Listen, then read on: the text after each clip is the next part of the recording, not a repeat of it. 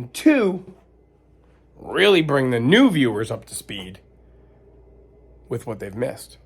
Hey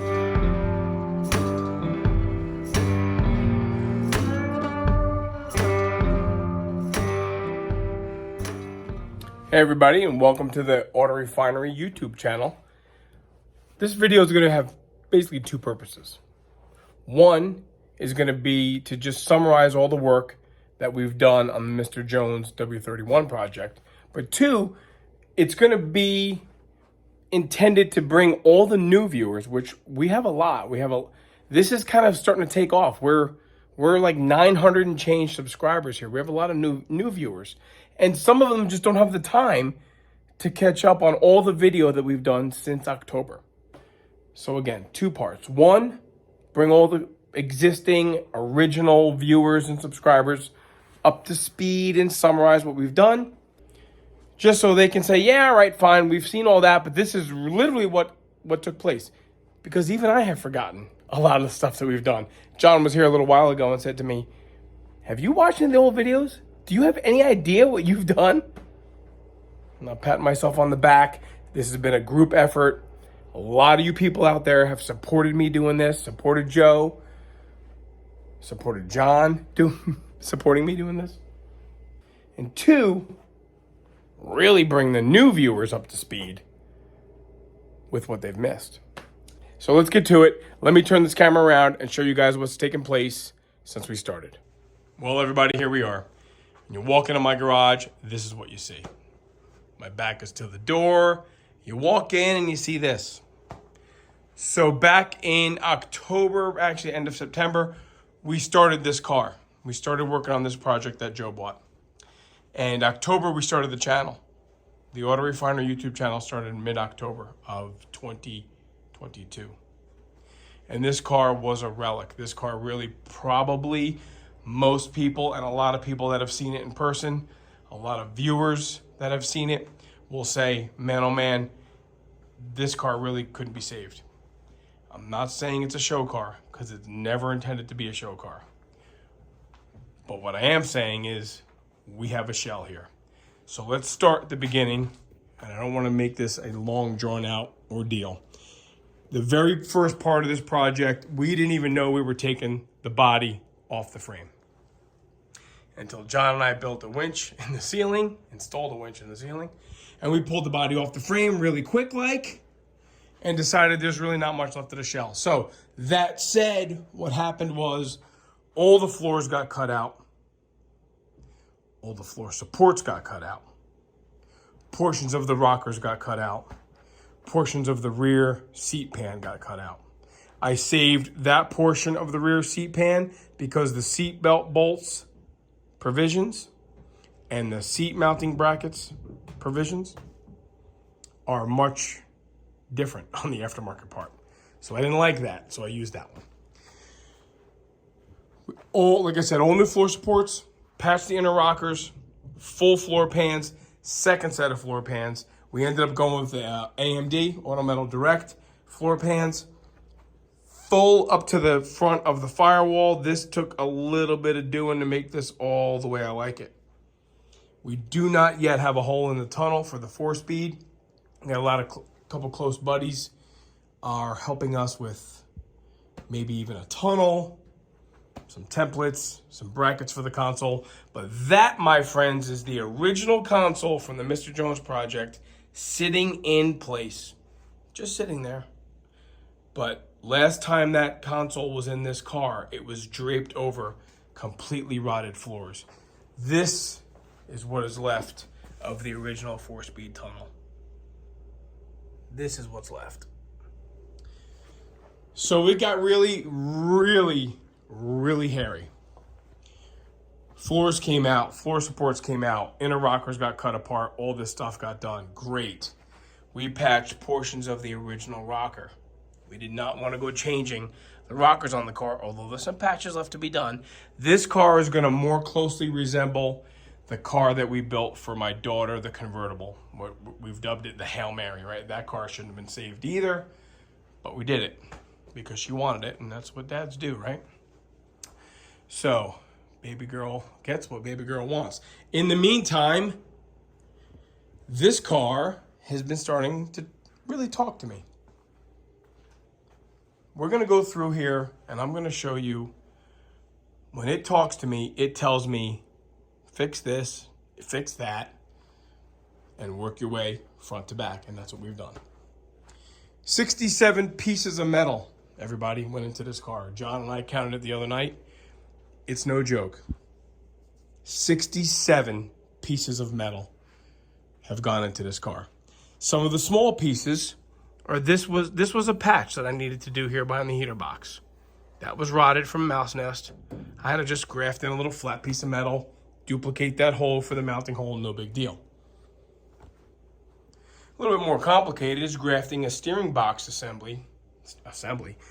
Oh my gosh, it's a steering column provision from another shell we had outside. What I did is I cut it halfway in, the holes, so I had some orientation, and I just welded that in. Those are 2 parts. Floor pans, floor supports, boom. At the package tray, rear window sill. Some of the long-standing viewers will remember the debacle, the nonsense that I put myself through making these package tray mounting plates, mounting flanges fit what I consider to be a 69 style versus a 68 style. I wanted it all to look 69-ish, right? Rear window channel pieces cut out of a donor car that was brought to us by our friend Nick out of Ohio. He brought the donor car out, and it's really just a shell. It's remnants of a shell outside now because I've cut that thing to pieces. Trunk weather strip came out of that shell. That's where this rear window sill came out of. That's where that package tray came out of. Going into the roof here, the rear window support came out of that shell. That cross brace for the roof, also out of that shell. And what I did is I just overlapped the package tray onto the original rear seat panel. I did not separate that rear seat panel from the quarters, from the wheel houses. This car was literally just a bottomless shell. What else came out of this shell, the donor shell rather, was the dash. Along with the inner and outer cowl that's underneath this stainless trim, the inner and outer cowl that was rotted, that got put into the firewall, and you can go back, it's only a couple of videos ago, and see that. Something I'm very proud of is that this portion of the dash, along with the VIN number and the factory rivets and the cowl with the factory rivets on the cowl tag, my friends, that is all Lansing, body by Fisher. This has not been tampered with. I cut it here. I cut it here. And I cut it here. And I saved the VIN tag, the rivets, and the dash. All the way down to the lower part of the dash is original. And I put the top part of the dash from the donor. Complete trunk pan. Out of here. That was done well before the dash. The bottom parts of the rear wheel wells were rotted, and I made these extensions basically to connect the original rear wheel wells, inner wheel houses, to the new trunk. This is an aftermarket trunk. This is for a Chevelle, so this required a lot of modification to cut the back part of the Chevelle's more vertical. Got rid of that. Aftermarket trunk drop downs. A little bit of a debacle there. There's a video, I think it's called like frustration, something, restoration, frustration, maybe. That was our video where these parts came wrong. I had to heavily modify, I believe it was the left side, to make that fit. Rear body support also replaced. Here's a better view of the trunk drop downs. Taillight boxes, they were rotted. Lots and lots and lots of rot, right? The story with Mr. Jones' W-31 is, right, tree fell on the car. Hit it about here. crush the roof in. Maybe Joe can insert some pictures of the roof again for those who haven't seen. For those who have seen, we appreciate your patience. We appreciate your understanding that there are some people that are, just catching on to us now, and they want to see what we did. And we're just trying to kind of give them the cliff notes, if you will. So there you have that, okay? Summary of the summary: firewall repairs, dash repairs, dash/cowl, floor repairs, along with floor supports. See if I can get my big butt down here and show you guys maybe some of what this looks like. Can you see? There you go. There's new floor supports, new floor pans. It's been done a million times. This is not rocket science. We are not launching a space shuttle into orbit. I get it. However,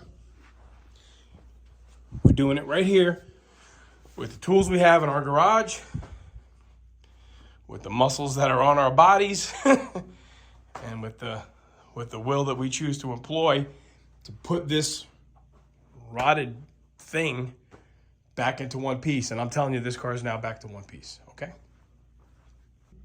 So there's the rear wheelhouse extensions. And then you have to make these, I had to make these, flanges that go from those over to what will become the lower quarter patches, which we're going to have to buy full quarters and, full quarter skins rather.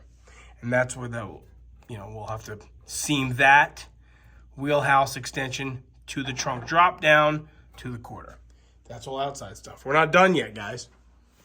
We're not done yet. Okay, so we're going to be making a bit of a shift change here. A lot of what we're doing is not exciting to watch, but it has to happen. So we might be starting another project or two.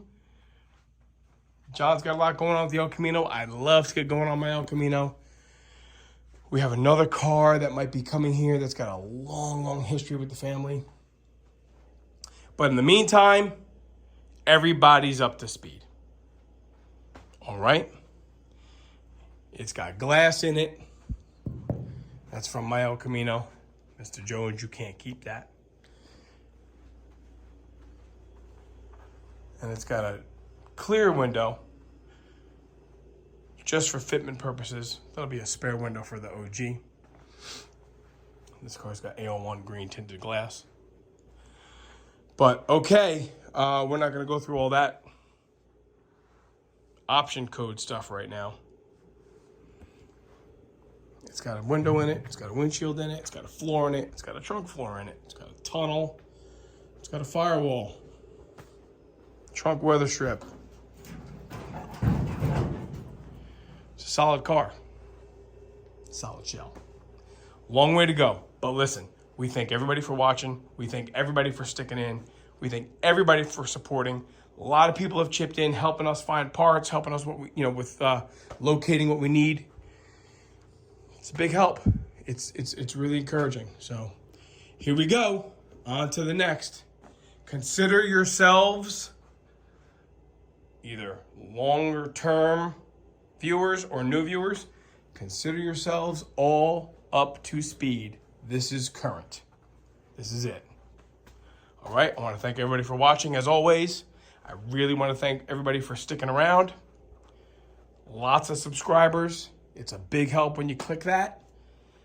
And wish us luck. Now the real work starts.